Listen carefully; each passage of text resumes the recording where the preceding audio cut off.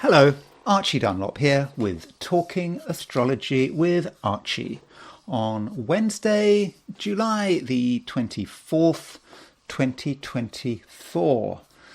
Today I want to look at political parties in terms of the United States, and particularly the Democrat and Republican parties, and what are their horoscopes? I mean, everything in theory has a horoscope, so there is a question of, when is the beginning of these two parties?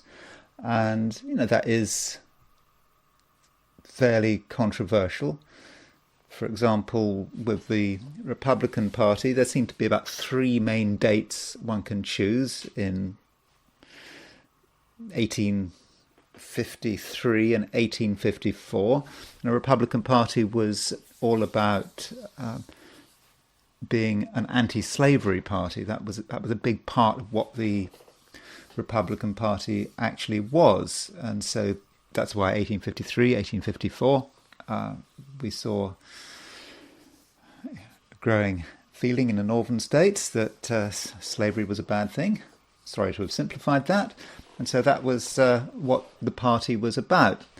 With the Democrat Party, which was, of course, traditionally a pro-slavery party, we again have issues about dates. The Democrats claim that their party started in 1792, I think. May the 13th, 1792. That's the earliest date. But the Republicans disagree with that. In fact, in the early 90s, the Democratic Party in the Senate wanted to officially commemorate the 200th anniversary of the Democrat Party. Well, it was in fact called at the time something like the Democrat-Republican Party. They wanted to commemorate it, and I think they actually passed, I think it was Senate Bill 2047 or something.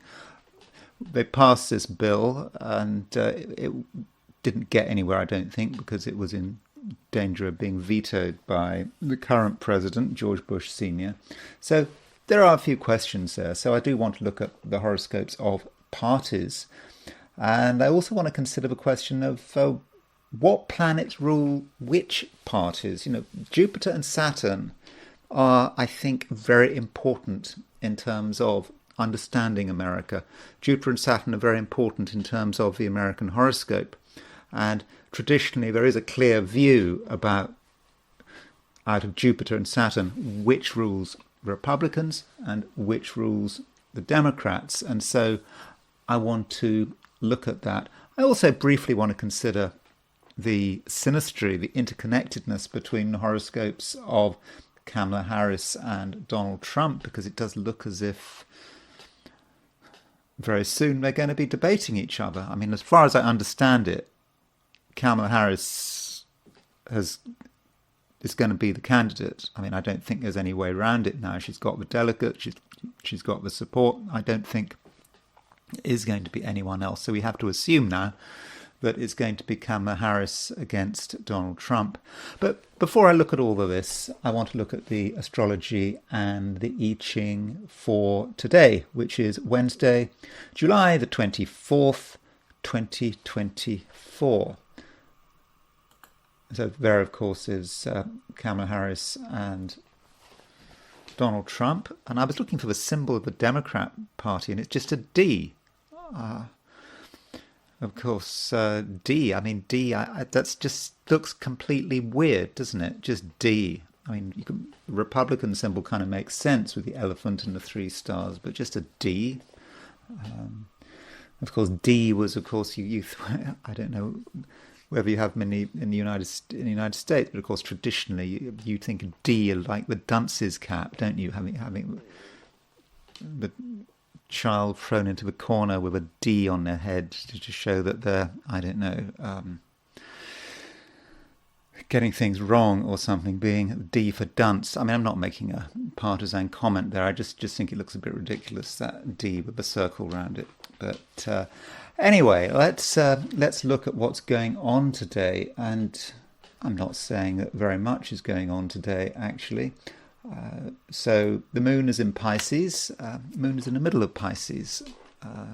noon New York time, July the 24th.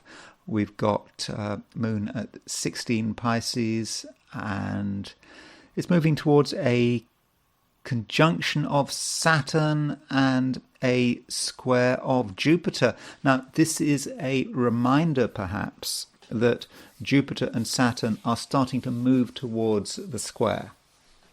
It's going to happen, and it's an important part of the Jupiter-Saturn cycle. Remember, there was a Jupiter-Saturn conjunction at the end of 2020, and the Moon is now picking up on the kind of the first quarter square. So if you kind of treat every planetary cycle like the lunation cycle, so you'd regard the Jupiter-Saturn's conjunction as kind of like the new Moon in 2020, but now we've reached the first quarter. Well, we are approaching the first quarter as Jupiter starts to move towards the square of Saturn. And yeah, the Moon is picking that up. And with the Moon picking that up, I think that we're feeling that sense of stop, go, stop, Saturn, go, Jupiter. Are we moving forward, or are we going backwards? Are we making progress, or is everything in decline? That is the kind of question that perhaps some of us are thinking. And in terms of the day itself, Moon square Jupiter moving towards Moon's conjunct Saturn would indicate perhaps optimism, enthusiasm, perhaps followed by pessimism and reality. And with Moon conjunct Saturn, there may be a sense of focus, of limitation, of discipline. I mean, it's not all bad having Moon conjunct Saturn. You know, the Moon can get out of control, and I suppose when it's conjunct Saturn, things can be structured more. So maybe it's not so bad having that Moon conjunct Saturn, but I would argue that it's probably not great. There are better aspects to have, and also there isn't much else going on today, so it's quite sparse in terms of planetary aspects. Now, with this Moon conjunct Saturn, this is happening at the same time as Mars is conjunct the Venus-Saturn midpoint. You can actually see this by eye. You know, there is Mars, there is Venus, there's Saturn, there's Venus, and you can sort of see that Mars is halfway between Venus and Saturn. So having Mars conjunct the Venus-Saturn midpoint kind of supports Moon conjunct Saturn. It puts a bit of a damper on emotions. You know, we would all like to be free-flowing with our feelings, perhaps, but that may not be easy. We might be thinking, for example, about other priorities. We might be thinking that the material universe needs to be considered. We've got to be practical. We can't worry too much about human feelings.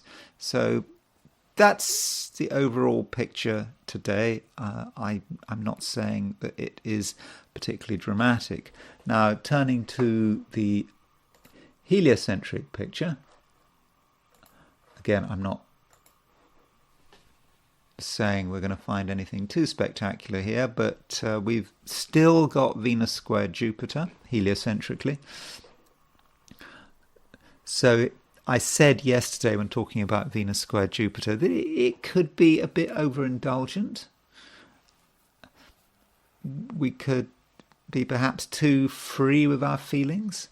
But then today we've got Moon conjunct Saturn. So I think if we are too free with our feelings, then we might quickly realize that we perhaps made a mistake. So a bit of control is important, but obviously not too much control. So that's the broad heliocentric picture. So you can see that, again, not a great deal is going on. So I'm now going to look at things from a perspective of the 12 signs. So when I go through the 12 signs, just remember that I didn't find much. Astrologically, today is, I would have said, not particularly interesting. But still, I mean, we have to kind of know what's going on, even if not very much is going on.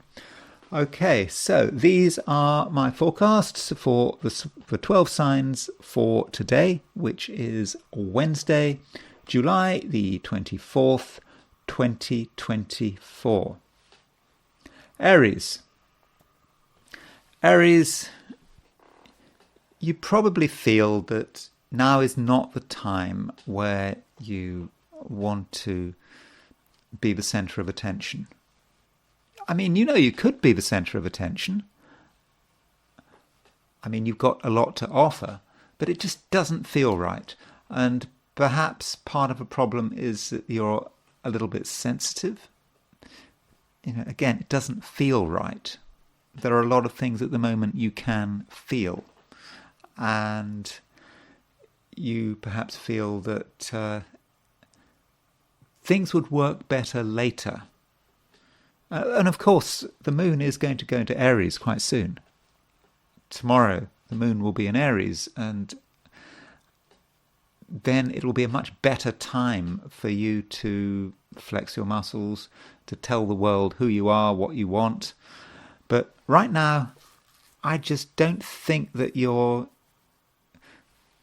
particularly in the mood, and I think that at the same time, there is a danger, Aries, that you find other people to be maybe slightly irritating. I don't think that you want to facilitate other people in their optimism. Now, if you don't want to do that, maybe you're not the right person to have around, because you may not be helpful. And you certainly should not be trying too hard to make other people happy. Particularly if it's out of obligation, you might feel that you have to make a special effort to brighten everyone up, to cheer everyone up, to help them have a positive view of the world and so forth. But I don't think it would actually work. You need to focus, I think, basically on your own priorities, and some Arians might have to confront one or two of their fears. I'm not talking about fears in any major sense. Something that has been holding you back, something you've been worried about. You haven't really talked about it, but something's been bothering you recently. And now is a time when you just feel that you need to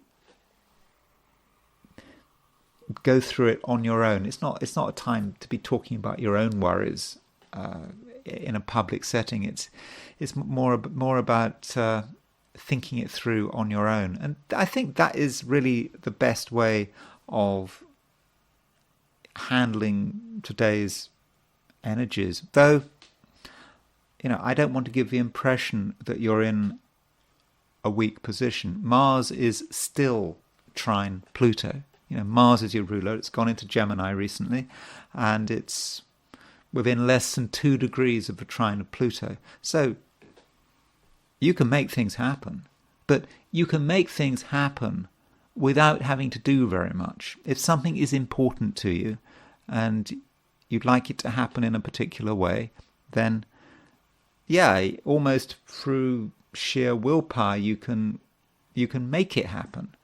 So don't feel that you have to go out of your way to create big effects.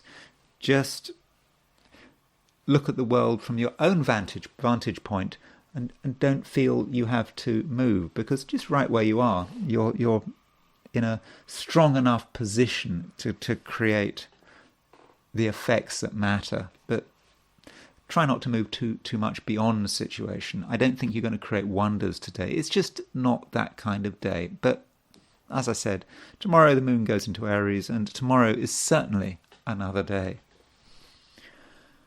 Taurus, you would like to be sociable, I think, today. I think you would very much like to enjoy other people's company. But the question is, are you going to be successful? I mean, you're going to try hard. You're going to try to be sociable. You're going to try to help people come out of their shells. But I don't know how successful you're going to be. You can't actually change people. You might have ideas about the way people should be, but in terms of actually realizing these ideas, I don't know. I'm not convinced that you're going to be able to make it. So I think today, Taurus, you have to kind of lower your expectations and not try too hard to make things happen. Now, that's important, because you might feel that if the outside world isn't going your way, that you somehow have to create an effect. Now, what do you do? Now, that you might take the view that you have to express yourself in a particular way, perhaps use your feelings excessively, really try to get attention, trying to be over emotional. But again, that's not going to work, I don't think. I think that you would, you could just be embarrassing yourself or just wasting your time. You might also be tempted to spend money, because Moon is square Jupiter. Spending money in the very short term might make you feel happy, might make you feel that you're going in the right place. But in the end, it's not going to work. I mean, we have to remember that the major aspect today is a conjunction between the Moon and Saturn. So you spend money, but then you realize that actually it wasn't money particularly well spent. And from a heliocentric perspective, we should remember that Venus, which is your ruler, is square Jupiter. So with Venus square Jupiter, there is an added temptation to spend money and to do things in a somewhat excessive way. But again, it all ends, I think, in disappointment. So whatever efforts you put in to make things happen, to make things move, it all ends with Moon conjunct Saturn. Now, I don't want to be 100% negative about Moon conjunct Saturn. I think that if you use the Moon conjunct Saturn energy, then this is a time perhaps when you're able to assert control. You can demonstrate that you are in control, and if you don't like the way things are moving in terms of your social life, in terms of thinking that people are not disciplined and people are making mistakes, you've got concerns about how your friends are behaving, for example, then your actions can make a big difference. But when I say your actions in a, almost in a disciplinarian kind of way. Your attempts to control things are going to work, but your attempts to brighten things up are not going to work. So it's perhaps more about control rather than happiness and freedom. I mean, you can have both. But I suppose this illustrates the point that the fact that the Moon is making a square to Jupiter and a conjunction to Saturn, the Jupiter-Saturn square is starting to gather pace here. It's starting to make its influence felt. And as the summer progresses, we will see this Jupiter-Saturn square becoming exact. And it may well connect with society at large. But right now you're beginning to feel the impact of that Jupiter-Saturn square. And it is perhaps descriptive of what's going on in society. On one hand, people are trying to be optimistic and enthusiastic. They're trying to say that the world is moving in the right direction. that there's a lot to be, a lot to be optimistic about. But on the other hand, you've got Saturn saying, things aren't good. We've got to be careful. We've got to prepare for the future. We've got to tighten our belt. And you're aware of that conflict, and you can perhaps see that conflict almost being played out in front of you. And I think at the moment there is a sense in which maybe Saturn wins. And so I think if you can be more of a Saturn figure than a Jupiter figure, then I think you'll be doing the right thing. Gemini. In some respects, it's a somewhat difficult day for many people, or at least many signs. Is it going to be a difficult day for Gemini, though? I don't think it has to be a difficult day for Gemini, actually. I've said that the moon is making a conjunction to Saturn. It's making a square to Jupiter. That conjunction to Saturn could be especially difficult for many people.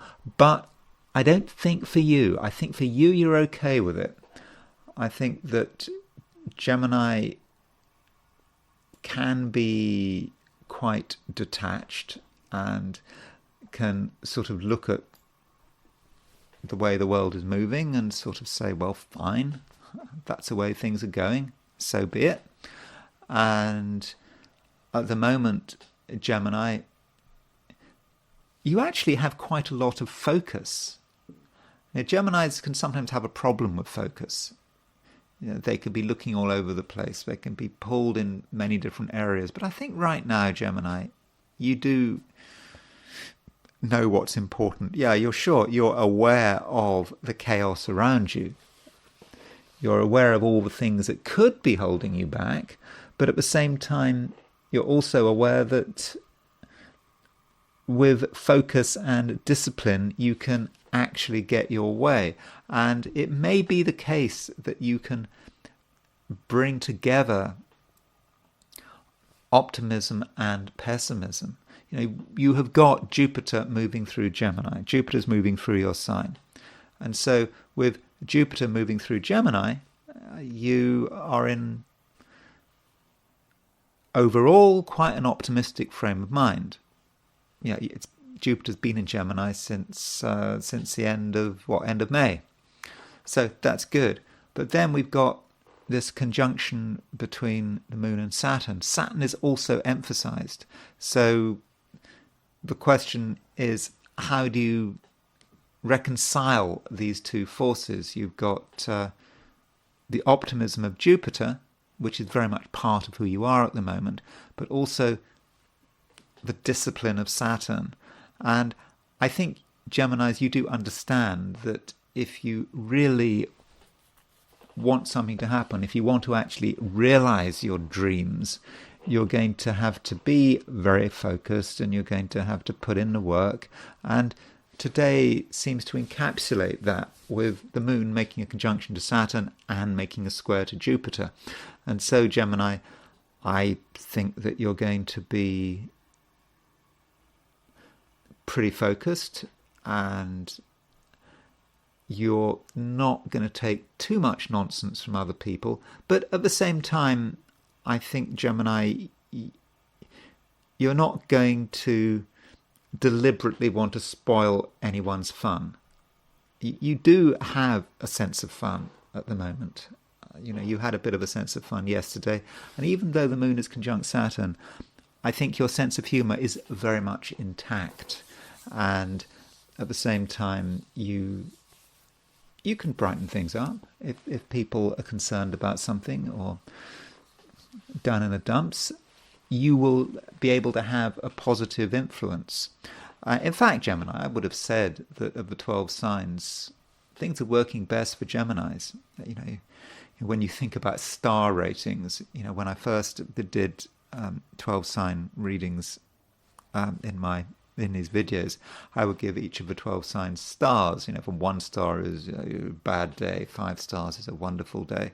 And I kind of moved away from that because I thought, well, can you really characterize a whole day as 1 star or 5 stars? Well, I would have said today is 4 stars, with none of the 12 signs getting 5 stars, but with perhaps Gemini getting 4 stars. Simply because you are focused, but at the same time, you have sufficient optimism to get through the day, and you know how to make a good impression, and the whole way you come over will be, I think, quite fortunate, and I think people are going to like you. And yeah, you have a sense of humour, you have a sense of fun. Yeah, you understand that there has to be limits to any sense of fun because there's work to be done, but I think that you're going to be appreciated, and wherever you are, you're going to be able to really brighten things up. Cancer. The moon is in Pisces, and it is conjunct Saturn, and it is square Jupiter. And this can be a little bit of a problem for some people. I don't see any reason why it need be a problem for you. For one thing, moon's in Pisces. I mean, that's nice. And with moon in Pisces, you're able to, I think, not get caught up in trivia. It's so easy to get caught up in trivia, isn't it? You're told that something is really important, and you have to put a lot of energy into it, and you just put more and more energy into it, and in the end the day's gone. But that's not going to happen, is it? Because I think that you can see beyond the trivia. Yeah, sure, there is a lot of trivia around, but you can see beyond it, and you can understand what actually matters, and you can put effort into making things happen at the right level. So I don't think, Cancer, you're going to be wasting time today on things that are just unimportant, and I think that you can concentrate your energy on something that really matters. At least that's what you should be able to do. Now, so remember, there are these 2 aspects: moon conjunct Saturn, moon square Jupiter. Now, Jupiter is, of course, a benefic planet. It's fortunate. But I would perhaps urge you to focus more on the moon conjunct Saturn and less on the moon square Jupiter. I think the moon square Jupiter, which is possibly going to be more of a feature of beginning of the day, certainly if you're in the Americas, that moon square Jupiter is just distractions and irritations, and also unreasonable fears. Some Cancerians might have just fears about things that can go wrong, and it could just all be about your imagination. And you think about one thing, and you think about another thing, and you think about this can go wrong, and that can go wrong, and yeah, there's a danger that you could just end up getting nowhere. But I don't think you're going to fall for that trap. You've got to go beyond the fear and realize that if you have laid out for yourself a clear path, then you'll be fine. Absolutely fine. I suppose, one thinks of, the tarot card, the moon. I mean, I think traditionally the tarot card, the moon, is associated with the sign Pisces, not the sign Cancer. Isn't that right? Isn't the chariot associated with the sign Cancer? I don't know. But the whole concept of the tarot card, the moon, as I understand it, is that you're looking at things, firstly, in the moonlight rather than the sunlight. So there's always something a bit treacherous about the moonlight. But also you are following a path. Because I think on the tarot card, the moon, there is a path. And provided you stick to the path, you'll be absolutely fine. But if you get distracted from that path, anything can happen. Once you're off the path, you're lost. The creatures of the night will get you. The illusions and the mirages, and it's hopeless. And that might be the moon square Jupiter being pulled off the path. But moon conjunct Saturn is about staying on the path. And that path it's not boring being on the path. It's not like the straight and narrow. The path is about where you are supposed to be going. What is your destiny? What is the right thing for you to do? Where is the knowledge? Where is the true knowledge? And that's the path you should be taking. And if you can follow that path, then Cancer, you're going to be absolutely fine. And in terms of relationships, moon conjunct Saturn. Moon conjunct Saturn is an important aspect for relationships because obviously the moon rules Cancer, Saturn rules your opposite sign of Capricorn. So moon conjunct Saturn is about being close to someone else's influence, and perhaps your influence on them cannot be ignored. And perhaps in terms of reality and illusion, it's about choosing the right person to be with. There are some people, you're with them, they're taking you in the right direction. There are other people, they're taking you off the path. And you have to work out who those people are. But in terms of existing relationships, I think that in most cases you can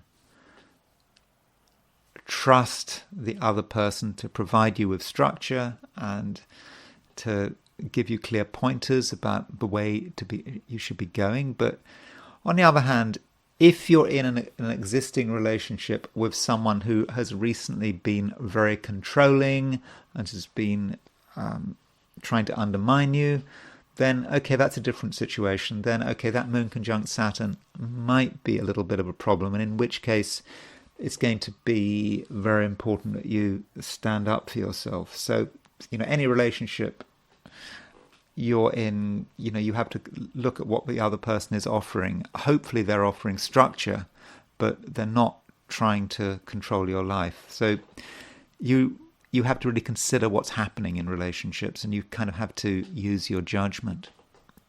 Leo, the sun continues to make an opposition aspect to Pluto. So this aspect was exact a couple of days ago, but I do think that it's still very much in operation. And as I was discussing yesterday, and I think the day before, this Sun opposition Pluto is across the main axis of your chart. And the Sun is in Leo, it's in your sign. So I think this Sun opposition Pluto is kind of good news in the sense that it gives you a good understanding of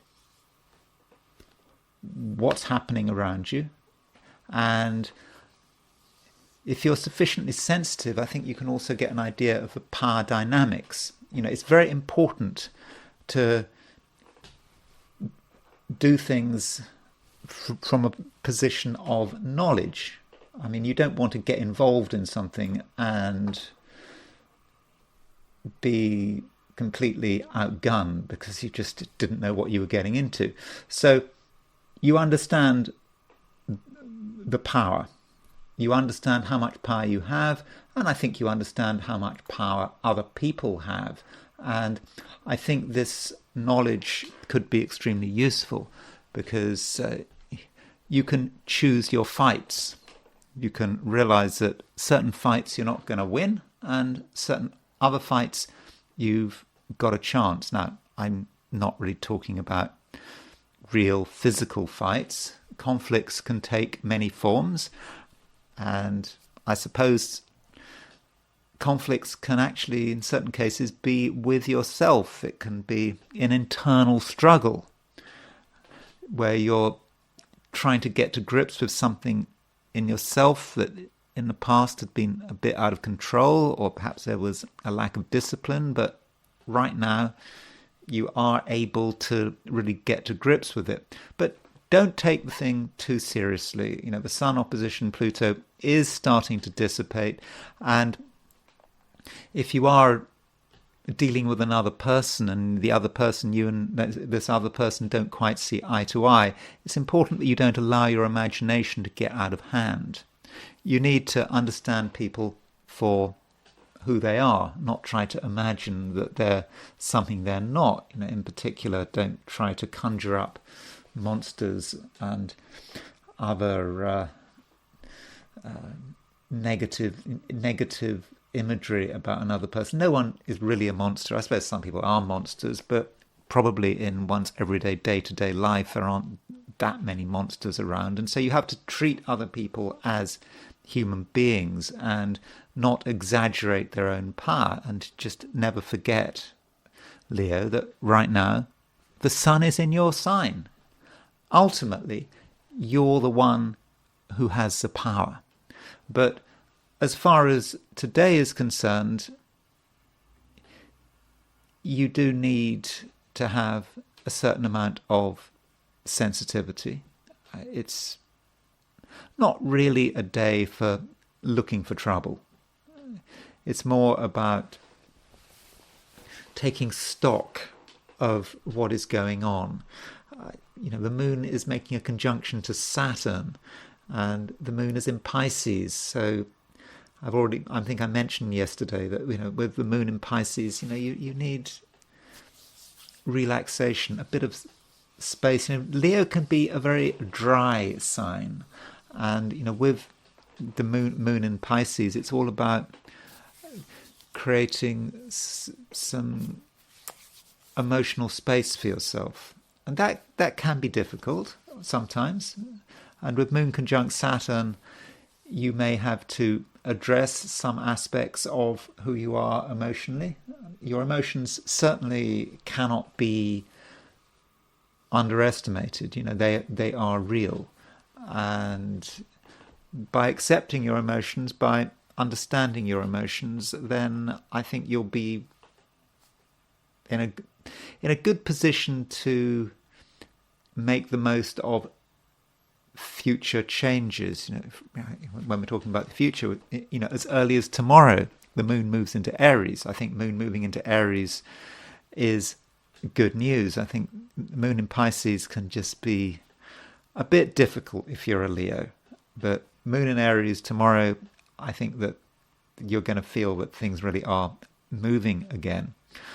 And, I've just mentioned the fact that the Sun is opposition Pluto, and that does mean that you have a certain amount of strength, and there's nothing that you actually have to put up with. So whatever the situation, if you don't like it, you do not have to put up with it. And at the same time, if you want to be assertive, you can be. It's possibly not a good idea, because you perhaps want to get your timing right and being assertive if you really have to be assertive, or maybe you better wait until tomorrow. But if you really feel that it's important that people listen to you, that you are able to exercise your power, then you will be able to. It won't be a problem. So do feel that you've always got the red button to press, and that red button is really saying, well, I can't stand this anymore. I want it to change. And as soon as you press that red button, I think everything will stop. People will take notice of you. And again, it goes back to the fact that the Sun is in Leo. It's strongly placed in Leo. And in fact, the Sun is starting to make a sextile aspect to Mars. Now, that Sun-Mars sextile is getting stronger as the week progresses. It's now really close. It's, I think something like 15 arc minutes apart.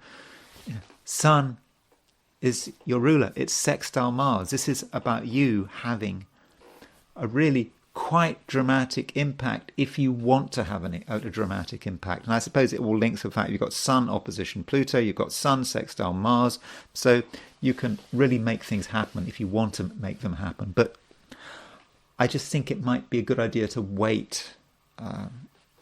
Tomorrow, the day after, I do think the situation is going to be better. And so if you want to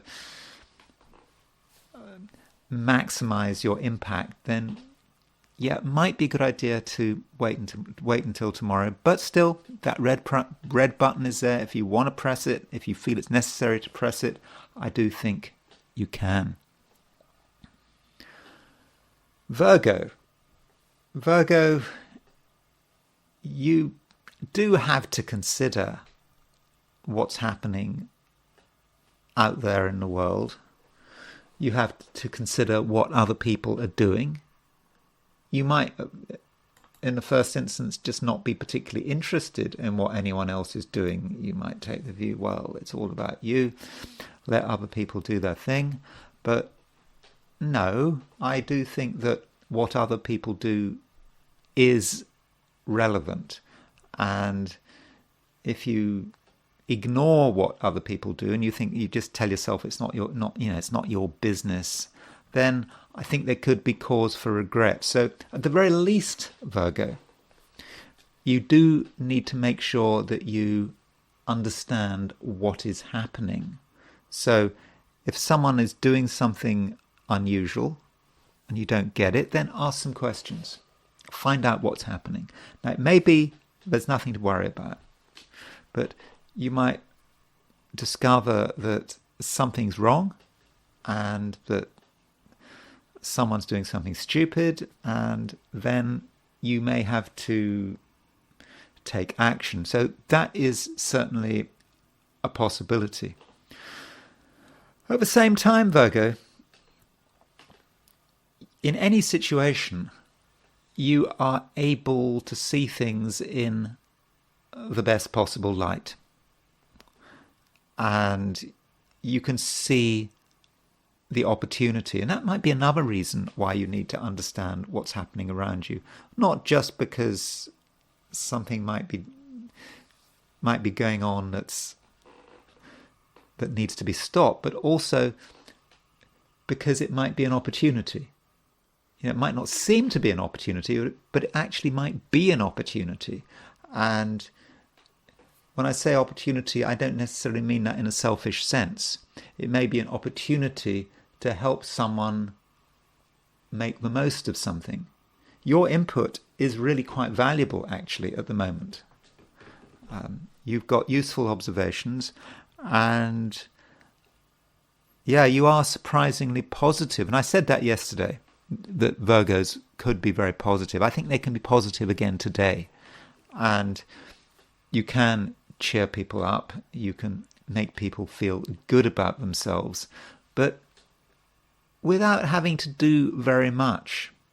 It's just about being yourself. And this also relates to Mercury, which is your ruler.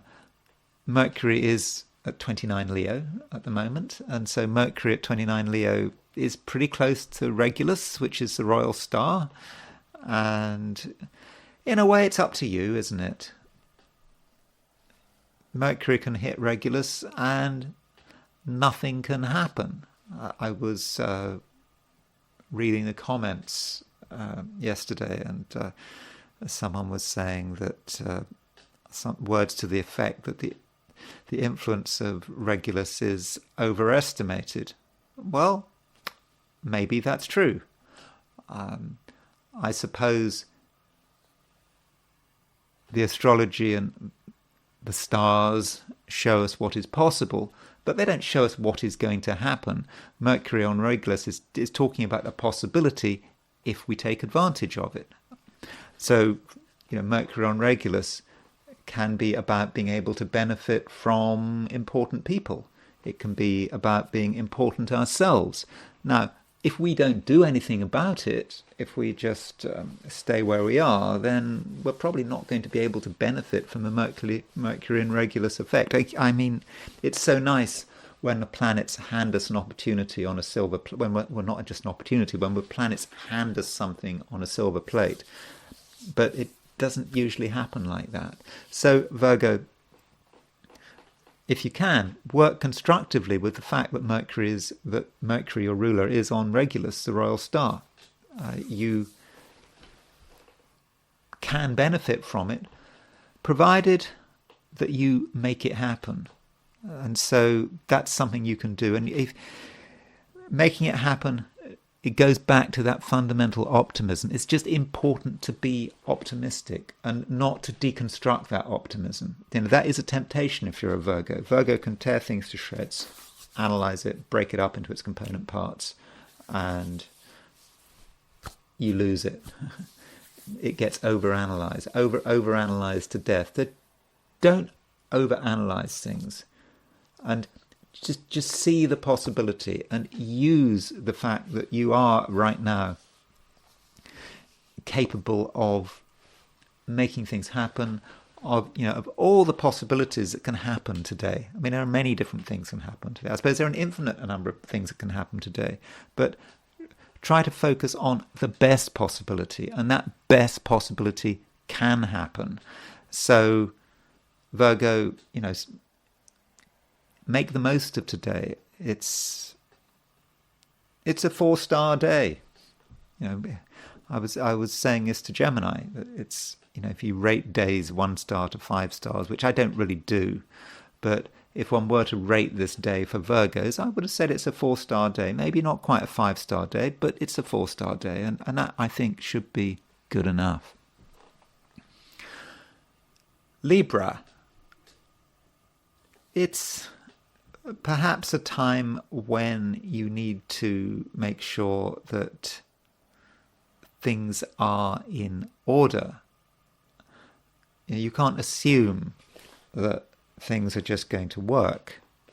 You have to make sure that they're all carefully checked. And if you had checked something like, say, a day ago or a week ago, and it seemed to be in order, that is actually no guarantee that today it's going to be exactly the same. If you just leave things, they naturally slide, don't they? They naturally decay. I mean, decay is just part of a process.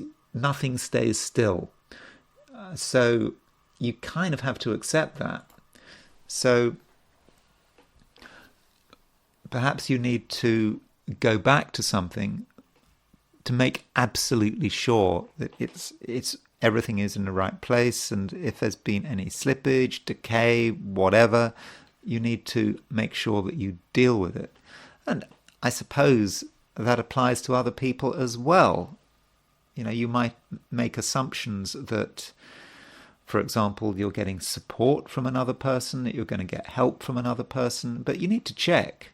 Okay, they may have made a promise a week ago, and you need to come back to them and make sure they're still going to honour that promise, particularly if you've got warning signs. So you were expecting someone to be in touch with you, to contact you, and they didn't. You might think nothing of it, but it may be a signal that someone is letting you down, that promises may be about to be broken. So don't be too trusting today. I think that is really quite important. And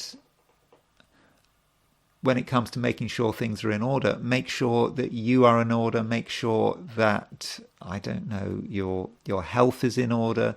So if you have been looking after your health and you maybe have been feeling better recently, but you've been following a particular regime, exercise, diet or whatever, and it seems to have been working, then I suppose there's some possibility that you might have slipped, that you might have not been so concerned about your health. Well, now would be a time to just make sure that everything really is in order, because again, if you do nothing with the passing of time, things can get forgotten. So just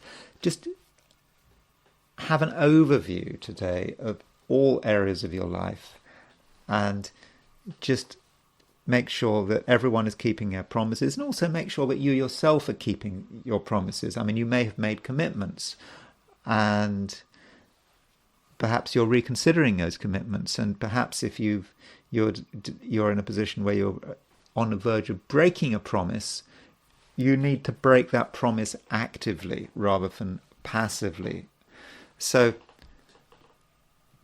that's important in terms of other people. I mean, breaking a promise actively means just telling someone you're not going to do it. Doing it passively is just saying, well, you can't be bothered, and you don't really want any confrontation. I'm not going to do it, but I don't want to cause any trouble. That's the line of least resistance. So if you are in the process of breaking a promise to another person, then I think in most cases you perhaps need to be a little more decisive about it. Make it clear to that other person that you are on the verge of breaking that promise, and that is probably the best thing to do. Because at the moment, Libra, you are quite open, and I do think that you're able to communicate very well. This is because Venus is at around 16 Leo, and we've got 3 planets in Leo. We've got Sun, Venus and Mercury in Leo. We've got Sun at the beginning of Leo. We've got Mercury at the end of the Leo. And we've got Venus in the middle of Leo. And Venus is your ruler. So Venus is on the Sun-Mercury midpoint. And so Sun-Mercury as a pair is about communicating your intentions and your purpose. And today, this is something you are very much able to do. So if you've made a decision, it's probably best to communicate it, even if it gets a negative response. So if you've made a decision to break a promise or to pull out of something, perhaps time to make that decision clear. And if someone is waiting for you to make a decision, now's the time to perhaps be clear about it. It seems that you're in a position where I think, Libra, that you've made up your mind about certain important matters, and so don't just sit on it, and be very proactive. And I think that's the best way of getting through today. Scorpio, you are in a position where you may feel that you need to push yourself hard. You just feel that things can't entirely be taken for granted. That if you want things to happen, if you want results, you're going to have to make the effort, and I don't think you're going to want to be distracted. I mean, Scorpios in general don't like being distracted. I mean, Scorpio is a fixed sign, and once Scorpios make a decision about something, they like to go for it, don't want any disturbance. And I think that is perhaps what's going on today. With the moon making a conjunction to Saturn, you know what you're good at, you know what you're supposed to be doing, and that's it.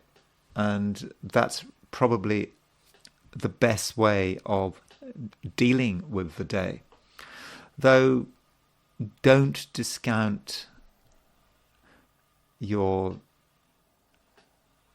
career or business. I mean, I suppose being really focused, that just could be about your work, particularly if you work at home or you have your own business, or you're involved in something creative. You can just do it. You can focus on it. You don't need any outside input. But in some cases, if Scorpios, are working today, then there are things going on that you need to take advantage of, because, at the moment we have 3 planets in Leo. We've got, Sun, Venus, and Mercury in Leo. And in the Scorpio chart, Leo is very high profile. It is about getting noticed. And at the moment, Venus is conjunct the Sun-Mercury midpoint. And so with Venus conjunct the Sun-Mercury midpoint, this is a time when you need to, in many cases, engage. Again, this is especially if you are working. You have to engage, and you have to make it clear what you can do, and also perhaps what you expect other people to do. And it's in fixed signs, and you can be very clear about it. There doesn't have to be any ambiguity. There doesn't really have to even be much discussion. But you have to make yourself clear, because if you don't make yourself clear, people aren't going to understand. Another point to make is that Mercury is now entering the last degree of Leo. So very soon Mercury will be out of Leo. And while Mercury is in Leo, it is a time, it really is a time to tell people how you want things to be. Because you have the platform, you have the stage. And because you've got the stage, you need to take advantage of it, because you're not going to be on the stage for. Okay, you're still going to be on the stage for a bit longer, but you're not going to be quite in the centre of things as you are now. Say, for example, next week. So, do take advantage of the situation. I think that is really important. And as far as relationships are concerned, it's maybe a bit of a difficult situation, because you may not be as emotionally demonstrative as usual. Yeah, you are able to communicate. I've just said that. But are you able to communicate in an emotional way? Or rather, do you want to communicate in an emotional way? I think the answer is no. I think that you would rather keep some of your feelings to yourself, especially in terms of close relationships. And so you may give the impression of being quite reserved. As I said, in a one-to-one relationship, you may come over as being a little bit reserved, and that could cause a few issues, and somehow you have to, I think, make an effort to be expressive on an emotional in an emotional sense. I know it's difficult because the moon is conjunct Saturn. Saturn can squelch emotional expression, but you do have to look at things from other people's point of view. You don't want them to be guessing. You don't want them to another person to be guessing what your feelings might actually be, because there's going to be an uncomfortable situation there starting to develop. So try if you possibly can to be emotionally demonstrative. You don't have to go over the top. It's just giving away a few emotional clues about the way you're feeling might be a good idea.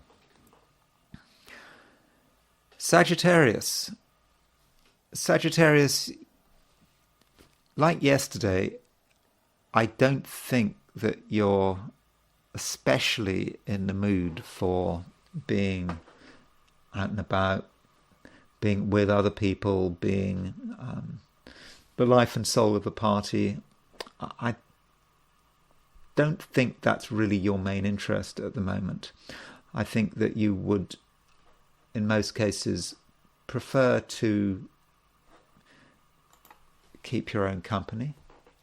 I mean, you are one person that can be trusted, and I think at the moment you are aware of some of the things that might be undermining your security. And I think, Sagittarius, you're probably going to want to do something about it. You might feel that something needs to be stabilized, and that might mean that you want to spend time at home. It may be something physical that needs to be stabilized. Something that in your home that is not quite right, and you want to make sure it is right because you take the view that it might cause damage or something like that. Or there could be some legal or administrative detail that somehow needs to be stabilized. You want to make sure everything is certain. And in that sense, it's perhaps not a typically Sagittarian day. I mean, Sagittarians like to be free. They like to be out and about usually, but not today. And I think that you will, value your own company, and I think you'll value perhaps the company of your family and people who you really are very close to. So that's perhaps the main feature of the day. And you might also be of the opinion that if you spend time with people you don't really know, then things could just get difficult very quickly, because people, you're very going to be different priorities, and you're not really in the mood for tolerating priorities which you don't fully understand. So maybe you should just accept the situation. Yeah, tomorrow's going to be different. Tomorrow the moon moves into Aries and everything changes. And I think that you're going to be much more of an extrovert, and I think you're going to have a lot more self-confidence tomorrow. But, I also think that you need to be aware of how you are being impacted by the universe. There is something a little bit otherworldly about what's happening at the moment, and it's an outer planet thing. I mean, it might not seem immediately obvious, but what's happening is that if you look at Uranus and Neptune, so Uranus and Neptune is at 29 Pisces, Uranus is at 26 Taurus, and the Uranus-Neptune midpoint, we've got Jupiter on the Uranus-Neptune midpoint, and so with Jupiter aspecting, it's not conjunct the Uranus-Neptune midpoint, but it is aspecting the Uranus-Neptune midpoint, and so with this aspect, I think that there could be some stuff going on that you do need to be aware of. Now, Uranus-Neptune as a pair, Ebertin says that Uranus-Neptune as a pair is about the elimination of a waking consciousness. So with Jupiter aspecting the Uranus-Neptune midpoint, there are two ways of looking at it. There may be moments today when you're just not all there, when you're in a bit of a daze and you're not properly concentrating, and that could be a time when you run the risk of making mistakes. Just a moment, a lack of concentration, you're thinking about something else, and you make a mistake. So be very careful, be aware, be mindful. On the other hand, Uranus and Neptune as a pair can be quite spiritual and can be aware of things going on out there in the universe, in the cosmos, of an almost supernatural level, of an almost supernatural nature. And with Jupiter semi-square the Uranus-Neptune midpoint, I think that you can pick up on that. So don't ignore and discount your spirituality and your sensitivity. It's that Sagittarian sensitivity, isn't it? Sagittarius is about intuition. It's just about just knowing. And that might actually be another reason why it might be a good idea to spend time at home or in a secure environment where disturbances are kept to a minimum. Because when you're in a secure, undisturbed environment, then you have a chance to really be in tune with things. You're not being distracted by the trivia of the outside world. You're able to focus on what matters, and it may be at that point that you do get some kind of inspiration. Capricorn, it's probably not such a bad day because, we've got a conjunction between the moon and Saturn. So obviously Saturn is your ruler. So when the moon is conjunct Saturn, you're in control. You are in the center of things, and I think that in most cases people are prepared to listen to you, and you come over as being sensible. That's moon conjunct Saturn. The moon, of course, is ruler of Cancer, which is your opposite sign. So when you've got this moon conjunct Saturn, you're in a position to, in a way, be the one who is wise, be the one who has the knowledge, and I think that's going to be respected. You have someone who is perhaps unsure of themselves, doesn't quite know what to do, and they can trust Capricorn to sort it all out. And I think that is something that you are going to be able to do. And it's possible that people are prepared to make a detour, go out of their way perhaps to visit you because they feel you have got something to offer, visit you maybe physically to where you live or where you work, or it could be a visit by means of an email or a phone conversation. But it just does seem that you're the person that has got a lot of the answers. And for your own part, the answers are coming in thick and fast. So if you're working from a sort of career business point of view, you're getting the answers. The answers don't actually come through the normal channels. They come in a slightly unusual way, maybe partly connected with your sensitivity, but also you may get information that is perhaps not supposed to be revealed, but it comes your way anyway. So if anyone is trying to hide something from you, then that's a bad idea, because I think one way or another you'll find out about it.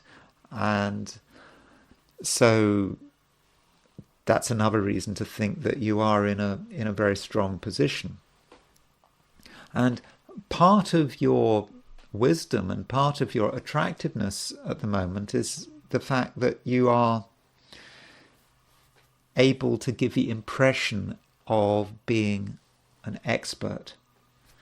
That, whatever those fields are that you know about, you can demonstrate real expertise. And so, Capricorn, I understand that you can be quite modest. You don't like to show off, but you've got to be realistic about it. If you have an ability, if you have knowledge, be honest about it. People want to hear about it. And it's not just about other people, it's about you.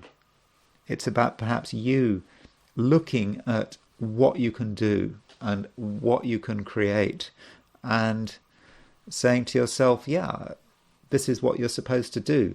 So it's just important then to just understand perhaps what your destiny is. Don't be in denial of your destiny. And it's true that at the moment, some of your best work can be done in your own way, according to your own rules. It's certainly not a time to be obsessing about what society wants, following society's rules, because you're the one who knows. You have the basic fundamental knowledge, and so you really don't have to look at another person's rule book. Your rule book is absolutely fine. So overall, Capricorn, in a way it's quite a serious day, but I think it's quite a good day, and I think people are going to really appreciate you, and I think that your knowledge and your experience is going to make a big difference. Aquarius. The Sun is still opposition Pluto, and that Sun opposition Pluto, which I talked about yesterday, is still operational. And so the Sun opposition Pluto, Aquarius, it could be about power struggles, like I said yesterday, that you and other people are perhaps battling it out a bit. And I think the issue of power is going to remain important. You're going to be asking, who does have the power? And it's another day, I think, when you have to perhaps accept that someone else has more power than you. That doesn't mean to say that you're at a disadvantage. You may actually be able to benefit from another person's power. You know, that power is not always going to be used against you, but you certainly have to respect other people's strengths and, you know, not feel that you have to always be the one in control. And, you know, maybe your own power can be boosted by another person's power. So perhaps you're in a position there to benefit from certain relationships, certain contacts that you might have. Now, one aspect happening today is a conjunction between the Moon and Saturn. So we've just had Moon square Jupiter. Now the Moon is making a conjunction to Saturn. So that Moon conjunct Saturn might have a financial impact. You know, Moon conjunct Saturn in Pisces could be about perhaps a realization that something needs to be done in a monetary sense, that perhaps you're also aware of what your resources are and what they aren't, what you have got, what you haven't got. Are you able to actually use your resources?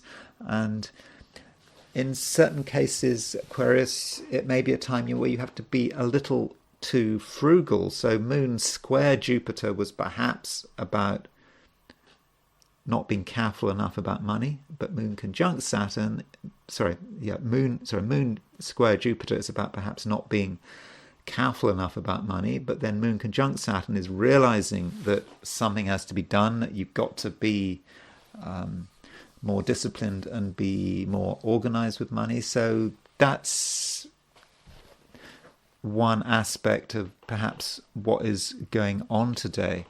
Though in terms of money, I suppose money can come in many forms, and some Aquarians may have a realization that there could actually be some new income streams which before you hadn't really taken seriously. Perhaps you've got a set of abilities which is marketable, can be monetized, and you haven't done anything about it. And perhaps what you have to do now, Aquarius, is perhaps review your abilities, what you're good at. Now, this particularly applies if money is an issue. I understand for many people, money is an issue. But if you're worrying about money, it just might be a good exercise to write down what you're good at. And just be honest about it and write down what you're good at, and then ask yourself, could you perhaps make money from this thing that you're good at? Don't doubt yourself. Obviously, you've got to be realistic. I mean, Aquarians are quite good at being realistic, but that might be a useful exercise, something that I think that you could benefit from. But aside from that, I'm not saying that it's going to be an amazing day, but it's a day when you need to really do a review of your own abilities, because I think there's something there that you're perhaps not taking full advantage of, and also getting the right relationship with other people. Yes, I think in many cases other people have more power than you, at least in the short term, but this power is not necessarily a problem, and in fact I think you can benefit from another person's strengths. Pisces, you in some ways might not be all there. I don't know if I mean that in a negative sense. I think that your imagination is, I would have said, on quite good form at the moment. And you can conjure up all sorts of imagery. But your imagination might perhaps get a little bit out of control. And you might find yourself going in areas and directions that actually you hadn't planned on.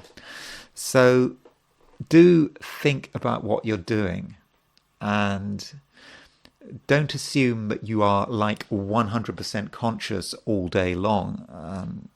That there are going to be moments when you just don't quite know what's happening. So in order to deal with this issue, I think it's just important that you, well, for a start, it's not a good day for drinking or taking recreational drugs. That's not something you should do, because I think there is a little bit of a reality issue at times today, even though there is a conjunction between Moon and Saturn. I understand that, but you need to be very aware of what's happening, and don't put yourself into situations where a loss of awareness could be dangerous. So you've got to be conscious all day long, and if you don't feel you're going to be conscious and awake all day long, then make sure that you're in a safe and secluded place. But yes, there is this Moon conjunct Saturn, so I think that it's going to be like maybe moments of not being there, and then Moon conjunct Saturn comes along, and that's a bit of a bucket of cold water, isn't it? And particularly Moon conjunct Saturn is in a water sign, it's in Pisces. So suddenly you have to realize this is the way it is. So what we might be seeing is times of fantasy where your imagination is all over the place, when your relationship with the material world is not quite there, and then suddenly, bang, Moon conjunct Saturn, you come down to earth quickly, and that might additionally reflect the fact that the Moon is making square to Jupiter, then a conjunction to Saturn. So first the Moon makes the square to Jupiter. Moon square Jupiter is perhaps a bit otherworldly, focusing on your own private reality, a private reality which is not the same as the real reality. Seems real at the time, your private reality, but it's very subjective. So you're wandering through that, and then suddenly, Moon conjunct Saturn, you absolutely have to deal with reality, and that's just the way it is. But I think if you are able to understand the way you are and the way you're responding, I think it's going to be absolutely fine. I mean, it is good to be able to daydream and to speculate and to have a powerful imagination. Your imagination is showing you what is possible, but you just have to make sure that it's happening in a safe place and that you are not going to compromise yourself. And I do think in the end that Moon conjunct Saturn is the aspect that matters. And at best, we could see it like this. There's that your imagination is wandering. You're having all sorts of ideas. Your grasp on reality may not be 100%. But at the same time, you're seeing possibilities. You know, you are, I suppose, I don't know if who's that figure, Billy Liar. I'm not saying you are a Billy Liar, because the whole thing about Billy Liar, I mean, if you're familiar with that, it was a film, wasn't it, in the 60s, Billy Liar, wasn't it? Sort of British realism, about someone having fantasies, and these fantasies never having any hope of reality. But maybe, unlike Billy Liar, there is a possibility that these realities can be grounded, that you can actually start to tune into the moon conjunct Saturn. Moon conjunct Saturn isn't just missing the opportunity, it's about bringing things down to earth, having an idea, having perhaps quite a far-fetched idea, and then taking it and just turning it into something that actually can be real. And so that's perhaps something that you can work on. I know it sounds rather ambitious, but there's no harm in being ambitious, is there? I don't think so. Okay, those are my forecasts for the 12 signs.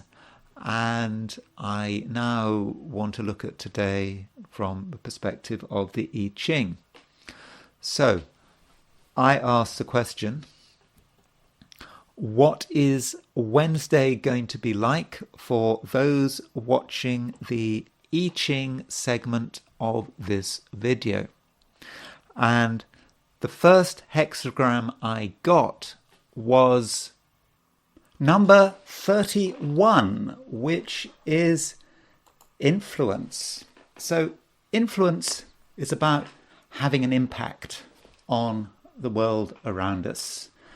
And we have to interact with other people, and we hope that they will take us seriously. It's not a fast process.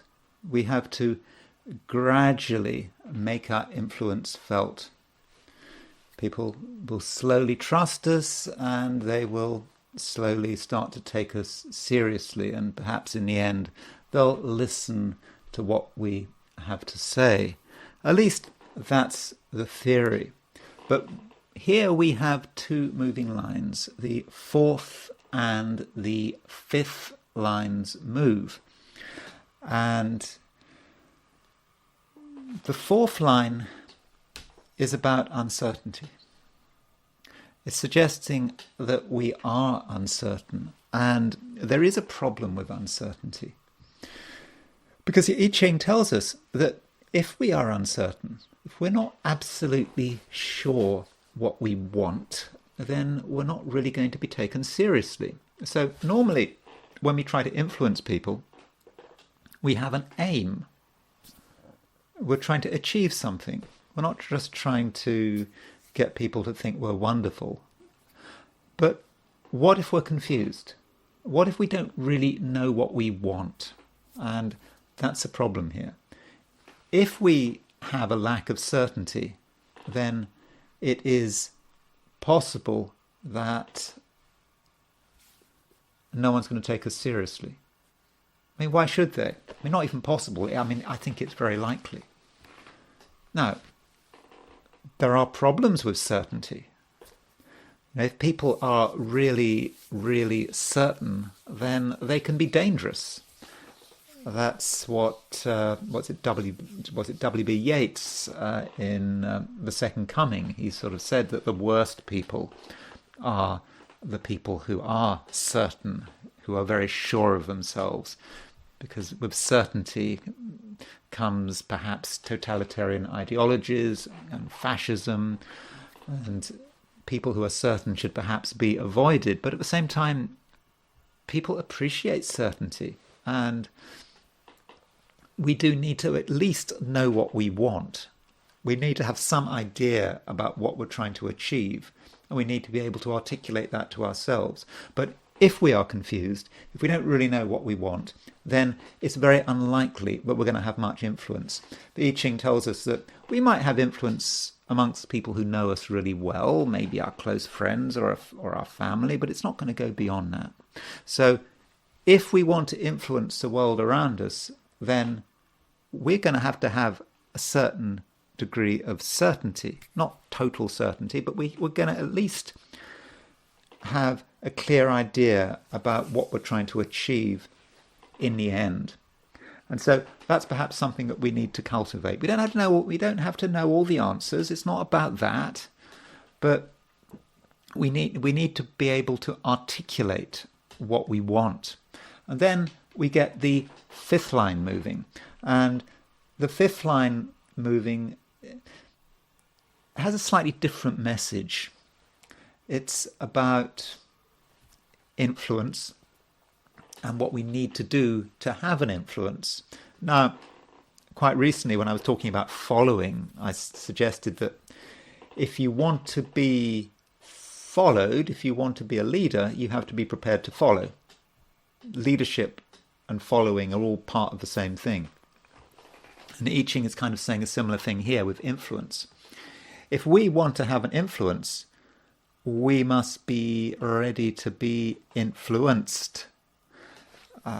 So we need to listen to what people are saying, and we need to take into account of that without being indecisive. Because the fourth line moving says, if we're indecisive, we don't know what we want. If we're totally influenced by other people, then we're not going to get anywhere. But we need to see it as a two-way flow. We want to have an influence, but in the process, we are prepared to be influenced. We're prepared to understand what's going on around us, and we're prepared to consider other people's needs and not just our own. And when we can do that, and when we can give the impression that we are prepared to help and support, it's not just us being supported, but we're able to get into that two-way flow, then we can start having a real influence. So we've got to get the balance right there. We have to be sure about what we want, but also we have to take into account what other people want and be prepared to be influenced if we want to be an influencer. So these two lines move, and that takes us to a second hexagram, and it takes us to hexagram 15, which is modesty. We've had that quite recently, this hexagram, modesty. So modesty, it's kind of important that we know what we don't know. That matters. And we have to be aware of the gaps in our knowledge, but we mustn't be overwhelmed by it.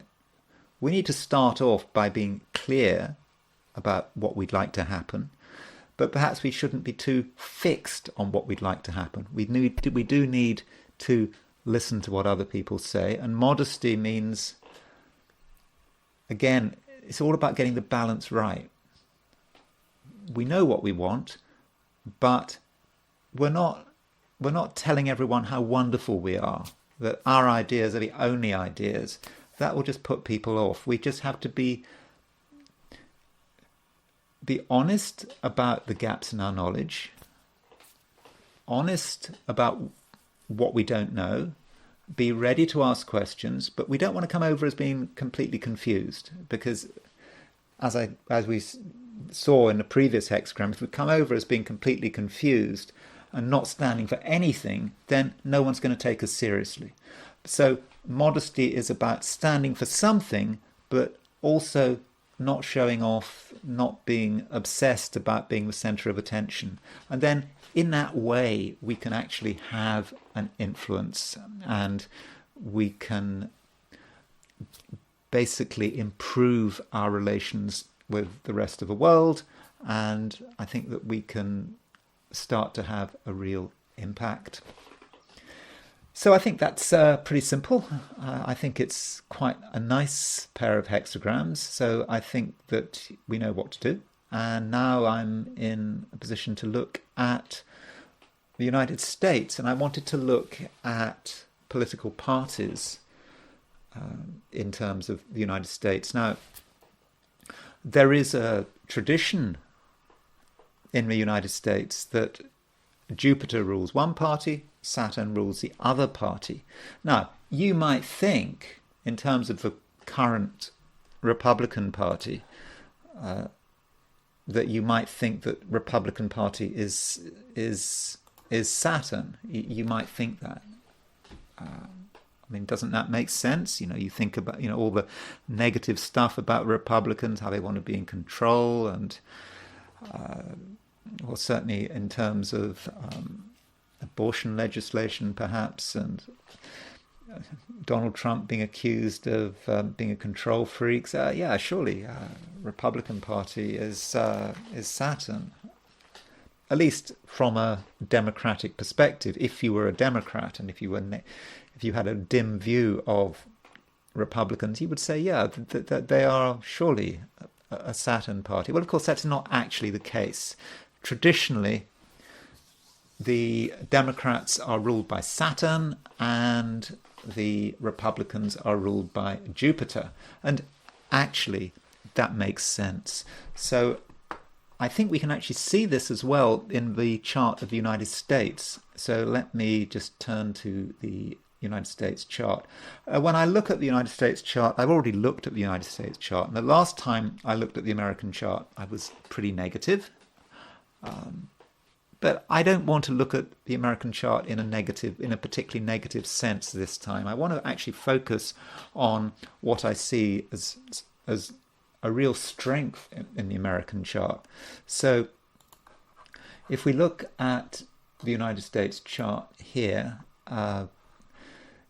you can see that Saturn is in Libra in the 10th house, and Jupiter is in Cancer in the Placidus 7th house. Saturn is very strong. It's exalted in Libra. Saturn is a daytime planet in a daytime chart, assuming we take the 5:10 p.m. chart for the Declaration of Independence. It's a daytime planet, daytime chart. It's a masculine planet in a masculine sign, strong Saturn. And I regard Saturn as representing the Constitution, representing the government, representing, I suppose, responsible government. Criticize America all you like, but there has been a continuity since the War of Independence. There's been a broad respect for the rule of law. Okay, I understand there's been a civil war on the way, but what country hasn't had a civil war?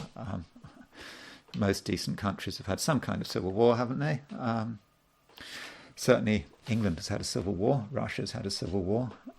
So it happens. Saturn is strong, and it is about government. It's about the constitution. It's about the continuity of government. It's possibly about the obsession with the Constitution, and I think it's also, I think, about a belief that the government can be a force for good. And I think that as the American chart has developed, as time has progressed, I think America has more and more started to fit its chart, and we can start to see why that Saturn might really relate to the Democratic Party, the idea that governments can help. And I suppose you particularly had that since, I suppose LBJ and the big society, but you can take that back to FDR when he became president, and a New Deal, government intervention to tackle the Great Depression. And so since then, certainly since the 1930s, I would have said that Saturn has been strengthening in the American chart, and I think that Saturn has really been associated with the Democratic Party. Jupiter, by contrast, it's quite strong. It's in Cancer. It's exalted in Cancer. It's conjunct Venus. I understand it is also conjunct the Sun, so Jupiter is combust. But I do think that there is a linkage there between Jupiter and the Republicans. I mean, traditionally, there's a linkage between Jupiter and the Republicans. Jupiter as a sign, as a planet, is moralistic, particularly in Cancer. It has a clear sense of what is right and wrong. And there is, of course, a moralistic side to the Republican Party, a sort of concern about family values, supposedly. And, of course, recently the party's become obsessed with abortion. You know, what is right and what is wrong. Plus, Jupiter in Cancer conjunct Venus, there's a sort of maudling sentimentality about that, isn't there? And I think that there is a tendency in the Republican Party to sort of regret the passing of time, to think that things were better in the past. Some Republicans might even think that things were better, I don't know, in the 1850s, before the Civil War. That, you know, it's all a big tragedy, and that things have changed, and that, you know, family values have changed. Everything has changed. People don't respect the country so much. You know, people burn the American flag. This is all terrible. So tradition and sentimentality about the past, I think, is probably a sense of what that Jupiter in Cancer is about. And of course, with Donald Trump, you've got, you know, make America great again. This idea that America was great once. That's Jupiter in Cancer. Let's go back to the past. But I'm not being critical of one party or the other. I'm just trying to compare the two planets, Jupiter and Saturn. And it's interesting that Jupiter and Saturn are in square aspect. It's a wide square, but it's there. So Jupiter is sort of moving towards that conjunction with Saturn. It's a sort of, if you treat the Jupiter-Saturn cycle like the lunation cycle, sort of America was born on the sort of last quarter, sort of the Jupiter-Saturn cycle. Now, right now, we've got Jupiter-Saturn square again. This is kind of a first quarter square in 2024 coming up, because we had the Jupiter-Saturn conjunction in 2020. So I think we can see how Jupiter and Saturn do relate to the two parties. But what about the charts of the two parties? So in terms of the Republican Party, we have three possible charts. I think there are four, but it's probably more than that. But one chart that people like to use relates to 1853. I mean, all three charts, by the way, 1853 or 1854. And this was at a time when the Republican Party was an anti-slavery party and was formed as an anti-slavery party. And that was what it was about. And the first possible chart for the Republican Party is October the 12th, 1853. I don't know the time. I think I've got Exeter, New Hampshire. So people got together, not very many people, maybe 50 people. They got together. They may or may not have called themselves Republican, but some people say this is the beginning. And it's interesting in this chart that you have Moon at 27 Aquarius. That keeps coming up. I mean, okay, we don't know for sure whether the Moon is at 27 Aquarius because it's a noon chart, but it's probably roughly late Aquarius. And of course, the United States, in its natal chart, 1770 July the 4th, 1776 chart, the Moon is at 27 Aquarius. So it's kind of picking up on the United States' Moon. And notice how it's square Venus and it's square Black Moon Lilith, true Black Moon Lilith. United States, in its natal chart, has Moon opposition Black Moon Lilith, true Black Moon Lilith. So we've got Venus opposition Black Moon Lilith. Okay, let's not worry too much about Black Moon Lilith for the moment, but we do have Moon square Venus picking up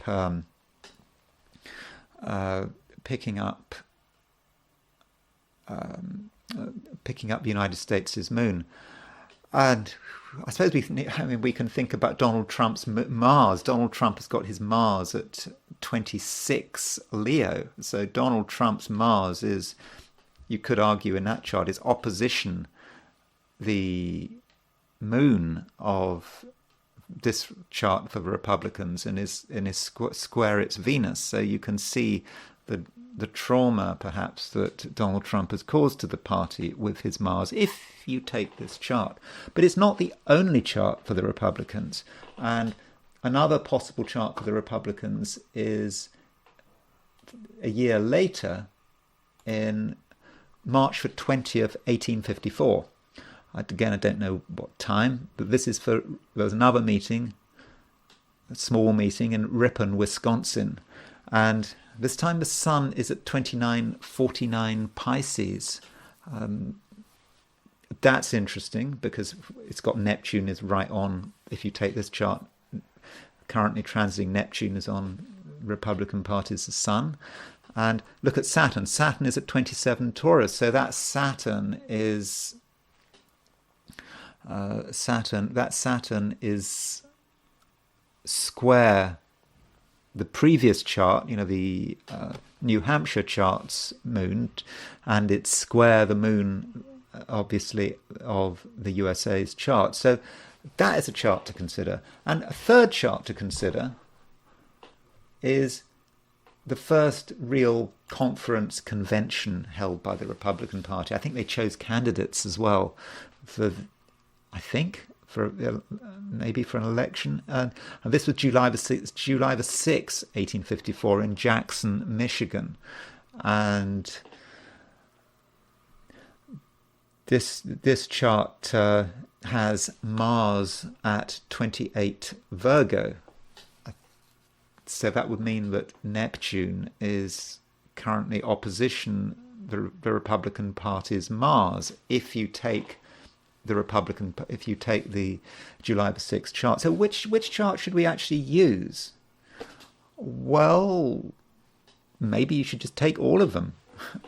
That's one possibility. So inner wheel is the New Hampshire chart, the middle wheel is the Wisconsin chart, and the outer wheel is the Michigan chart. And perhaps we should look at the common links between them.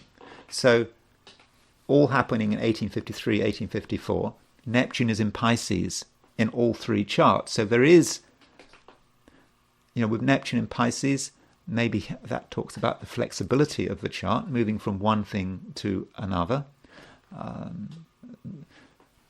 It was a Republican Party was originally a anti-slavery party of the North, and it became a conservative party with its main base in the South. So it has changed quite considerably there. And Uranus was in Taurus. Uranus was in Taurus in all three charts. So it's interesting that right now Neptune is in Pisces, as it was in whatever Republican Party chart you choose to use, and also Uranus was in Taurus, same thing. And so I think that is quite telling, and you can perhaps get the idea that this is a time of great change, I suppose, for the Republican Party, where they're being confronted with the roots, with their roots. Where's it actually going? Now, it might be useful to look at an event to see which works best for which chart. So I suppose the first big event, which must have really had a big impact on the Republican Party, would have been the start of the Civil War. So here is the start of the Civil War. Started on April 12th, 1861. So with this chart, if you want to do some comparisons, so if you compare the Civil War chart with the Michigan chart, the big conference where candidates were chosen, you can see that Neptune was pretty close to being opposition Mars. And so that I think fits quite well. And also Uranus. There's the Uranus in that part is in the Michigan chart, and the Moon was conjunct Uranus, so that seems to be picking that up as well. Now, in the chart in the Wisconsin chart, the chart for March the 20th, 1854. The Sun is at 2949 Pisces, just about to go into Aries. And of course, at the time of the Civil War, Neptune is at 29 Pisces. So Neptune was conjunct the Sun. So in terms of which chart you use, I would have said you look at all three charts. But just a reminder there, Neptune.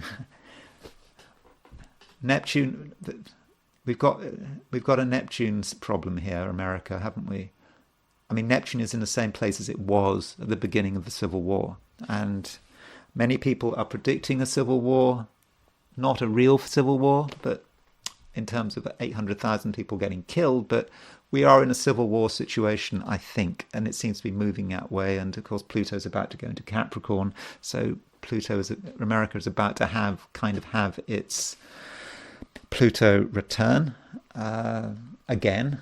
We haven't really got out of that. Now, as far as the Democrat Party is concerned, now there is a bit of confusion here.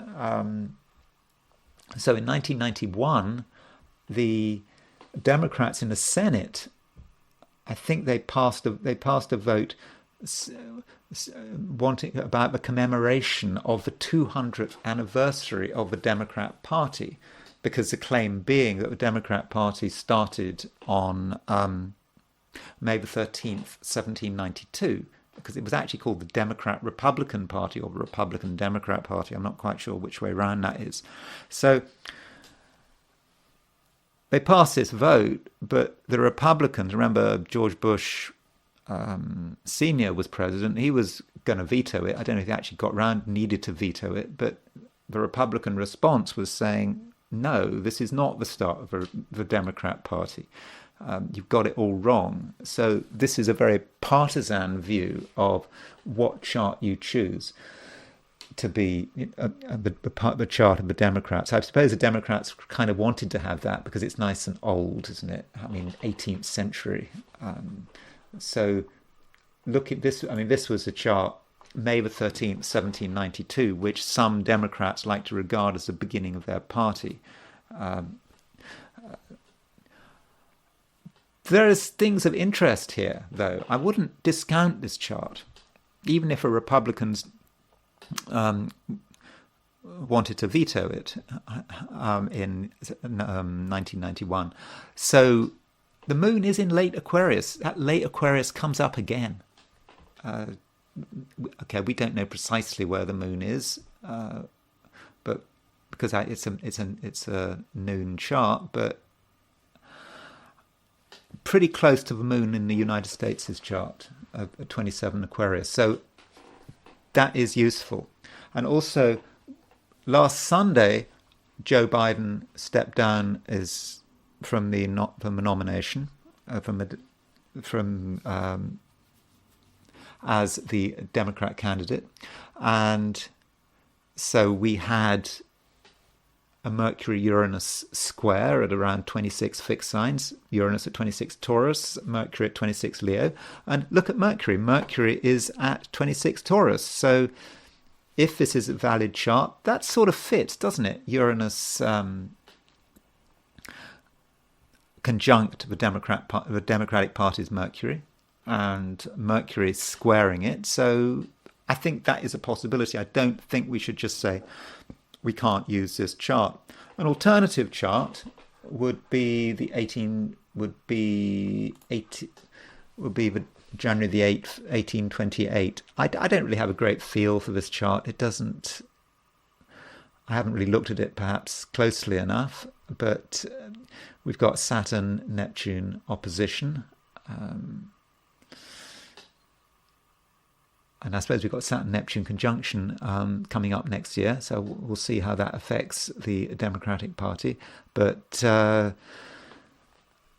interesting that this chart has its south node at 1 degree Taurus. Of course, Joe Biden has his moon at 0 degrees Taurus. So maybe the Democrat Party, when they chose Biden as the candidate for 2020, they made a bit of a mistake there. That Biden's a bit of a problem. Biden perhaps represents the past of the party, but I need to look at this chart in greater detail. Oh, one other thing, the moon, 28 Virgo. It's all very confusing. We don't know precisely when, but if it was around noon, 28 Virgo, potentially Neptune is opposition the moon of the Democratic Party right now, so that kind of fits. But I would suggest that we perhaps need a different chart for the Democrats, because the Democrats have changed so much. I mean, the Democrats right now are a progressive party. They are a party of big government. I mean, you know, big government is important. And I don't say big government in a derogatory sense. It's the idea that the government can help. And I think that, you know, with that Jupiter, remember in the USA's chart, Jupiter in Libra, Saturn in Libra represents the Democrats. Faith in government, the government can be relied on. So shouldn't we take a chart for the beginning of big government, when the association between the Democrats and big government? So I would have said you could then take the horoscope of the inauguration of FDR, of Franklin Delano Roosevelt, on March the 4th, 1933. Those are the days when the president did not get inaugurated on January the 20th, but on March the 4th. I think the first time an inauguration happened on January the 20th was Roosevelt's final inauguration for his term starting in 1941. So here's March the 4th, 1933, and this is a possible chart. I like the fact that Saturn is in Aquarius. It is perhaps about big government with Saturn in Aquarius. It's interesting that, you know, in early 1933, just over a month earlier, Hitler came to power. Big government, you can trust the government. Of course, a lot of what Hitler was about public works from an economic potential. You know, there is an argument that Hitler was a Keynesian, like Roosevelt. That he, you know, you create public works, and that helps kickstart the economy. And in this case, we've got the Sun in Pisces. I suppose you could say that is about compassion. Of course, about Aquarius. Of course, FDR was an Aquarian himself. But so does this chart work? So let's take a big event in the history of the Democratic Party, and I suppose a tragic event would be the assassination of Kennedy. So let's see whether the assassination of Kennedy fits. How does it hit the Roosevelt inauguration chart? And I would have said it probably does. For a start, there is the Sun. That's the president, perhaps. There's Black Moon Lilith starting to make a square to the Sun. You have Chiron conjunct the midheaven of the inauguration, the Roosevelt inauguration chart. You have Uranus on the IC, and you've got this Mercury you've got this T square involving Chiron and Uranus opposition with Mercury hitting on the T, and this is hitting the midheaven MC-IC axis of the chart. And finally, Saturn was, when Roosevelt was inaugurated, was at 1119 Aquarius. The moon, when Kennedy was assassinated, was at 1114 Aquarius. So that that's a complete match. That's an exact transit. So I think when looking at the charts of different parties, and one has to be flexible, and I do think there is a case for looking at the chart for the inauguration of FDR in 1933 as a potential chart for the Democratic Party, although some might disagree. Now, finally, I want to look at the charts of Donald Trump and Kamala Harris and ask the question, how do they relate to each other? They're going to be debating one another. And it seems almost certain now that Kamala Harris is the Democrat pick. That's for sure. So here is the chart of Kamala Harris, and the question I want to know is how does Kamala Harris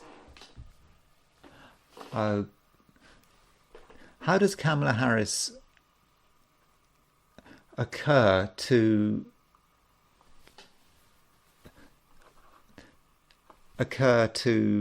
Donald Trump? And indeed, how does Donald Trump occur to Kamala Harris? So in this chart, I put Kamala Harris's chart in the middle.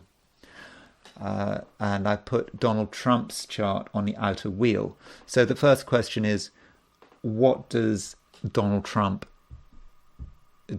do to her? What impact does he have on her? So Donald Trump has a full moon.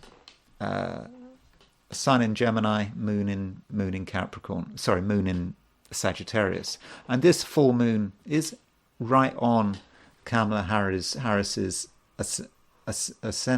descendant line. And his sun is conjunct Kamala Harris's node. So there's a kind of a connection there, isn't there? In fact, they've both got their nodes. They've got their nodes actually very close to one another. And so there is just this connection. There's almost like a karmic connection. I didn't like to use that word karmic, but there's a sort of a connection between these two. And maybe this was just a sort of a confrontation that was kind of destined to happen. But in a weird way, in spite of all the rhetoric, we'll never see this, but I almost feel there's certain sympathy between these two people because his sun is on her ascendant. I think under normal circumstances, under non-confrontational circumstances, that wouldn't be such a bad thing. But as it's a confrontation, we've got the changeability of Trump, sun in Gemini, opposition his moon, opposition moon in Sagittarius. He is going to potentially confuse her, perhaps by moving from one thing to another, Gemini to Sagittarius. That's one way in which it could work. So that is a possibility. Well, I'm not saying it's necessarily a major issue there. Another thing that I notice about the two, in terms of their connection, is that they have both got Black Moon Lilith. I don't know what it means, but they've both got Black Moon Lilith in Sagittarius, actually within 5 degrees of each other. So there's a sort of another connection between the two. But where is the clash? So what Kamala Harris would have to be concerned about, they've got Saturn, they've each got their own concerns. And another thing, Donald Trump and Kamala Harris are both full moon people. Both of them were born on full moons. So again, this is kind of weird and sort of, it had to happen, didn't it? So there's Kamala Harris's full moon. And so you can see that Trump's Saturn-Venus conjunction is square her moon, square her sun. So that is something that she would have to be very careful about. I mean, he can have quite a negative impact on her. If she gets the balance wrong, she could be in trouble. This is what Kamala Harris is all about. Kamala Harris needs to be her moon. She needs to be Aries. That's how it works. That's when she's at her best. Moon in a female chart is the predominant chart. She should be focusing on being an Aries, moon in Aries. She should kind of not be move away from that Libra. That's perhaps the problem she's had, having to, trying to assert herself, but trying to keep everyone happy. It's a real problem. She's got to decide which way she's going to be. So that moon in Aries needs to confront that Saturn and not to be intimidated by it. So I think there's something that she does have to deal with there. And look at their Marses. God, it's amazing, isn't it? How the connections between the two. They've both got Mars in Leo. Her Mars hitting his Mars. Almost he is a projection. So that's her Mars, male planet, being projected onto the male. And of course, the male here is Donald Trump. So he is kind of living out her own Mars. So those are a few comments about how Donald Trump is occurring to Kamala Harris. But what about how Kamala Harris is occurring to Donald Trump? And I think Donald Trump has to be careful here. I mean, I was looking at some campaign ad that Kamala Harris had put out where she was saying, she was really emphasizing the fact that she was a prosecutor, district attorney general in California, how she was prosecuted sex criminals, prosecuted, prosecuting, I think, people offering things which were sort of fake. And I suppose she was contrasting that with her and Trump, saying that he is a sex offender. She is someone who has prosecuted sex offenders. Looking at the Trump University, that's all of Trump's dealings, and so she putting it in a very quite a legalistic sense. And Kamala Harris's Saturn is exactly on Trump's descendant, and it's exactly on Trump's Mars. And I think this is probably the key dynamic. Her Saturn is opposition his descendant, and it's opposition his Mars. And the question is, who's going to win? Is Saturn going to be able to break Mars? Is she, the prosecutor, going to be able to overwhelm Mars and demonstrate that Mars is in the wrong, that he is a perpetrator, that his ideas don't stand up to analysis? Is she going to be able to break him with that Saturn conjunct Mars? But then you've got the vulnerability of Saturn. Saturn is about her limits, her restrictions, her boundaries. Is that Mars going to be able to break her boundaries?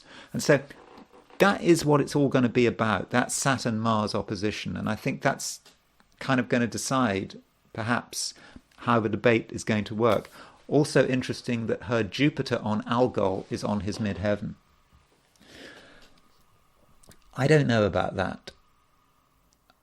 How is Jupiter going to hurt Trump? I mean, Jupiter on Algol